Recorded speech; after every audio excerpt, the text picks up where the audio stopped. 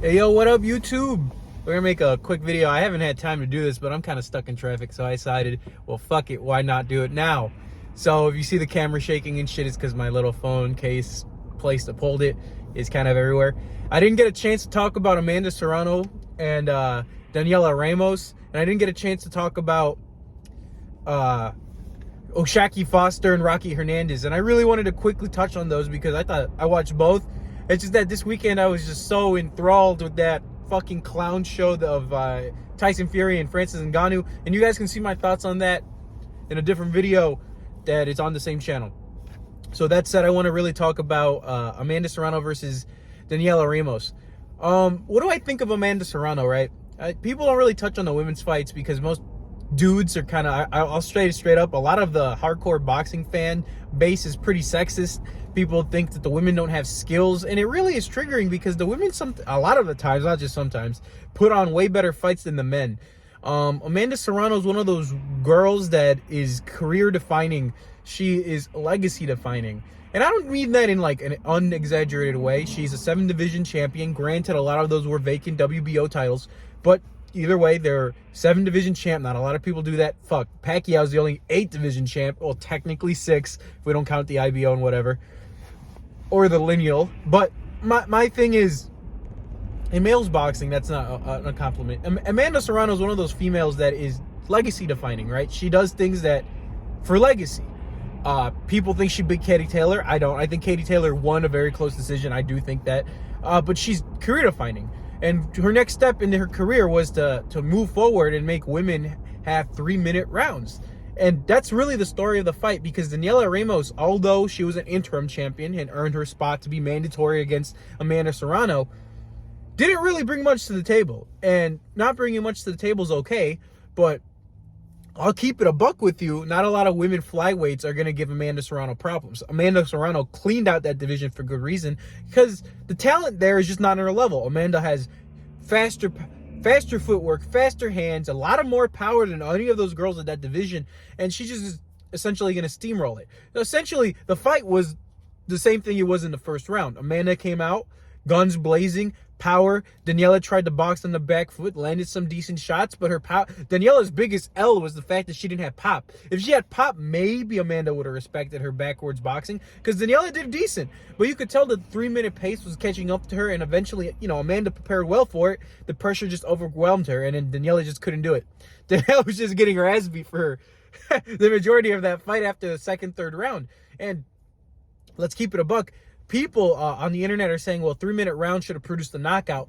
But let me tell you, how hard is it to get a knockout for an opponent that's moving on the back foot 24/7? Canelo couldn't knock out Jermell Charlo because he was moving on the back foot. I mean, that's just the type of boxer that's going to be there to survive, give a couple licks here to keep them active, and that's about it. So I don't blame Serrano for not getting a knockout. She did great. And Daniela had a lot of balls to stay up for all 12 rounds and 3 minutes, something she's not accustomed to. So, I mean, I can't blame her. So what's next for Amanda Serrano? Realistically, her options at featherweight are kind of limited because she's undisputed. She'll just be ordered to fight her next mandatory, which I think is Skye Nicholson for the WBC. And to keep it 100% with you, although I think Skye Nicholson is a very attractive woman, and I won't say otherwise. I mean, come on, bro. You got to be crazy if you don't think she's, at least, a dime piece. But my thing is, even though I think Skye Nicholson's a cutie, and I do think Skye Nicholson is a decent boxer, Amanda's going to steamroll the shit out of her. Skye Nicholson's a really good boxer in the back foot, but she lacks literally everything you need to beat Amanda. To beat Amanda, you need to be gritty, you need to be front-footed, kind of like Katie Taylor did. You need to be willing to trade, even though those bombs are going to get you. I don't know if Skye has a chin. I do know she's a decent back foot boxer, but I don't think she could do that for 3 12-minute rounds. And from my understanding, Amanda doesn't want to go back to 2-minute 10 rounds. So I don't know if Skye wants to do it, but then again, that's a different story entirely, because Skye's the WBC mandatory, and the WBC is also the only sanctioning body that didn't sanction 3-minute rounds. So whatever the WBC wants to do and be sexist and shit, they can keep it.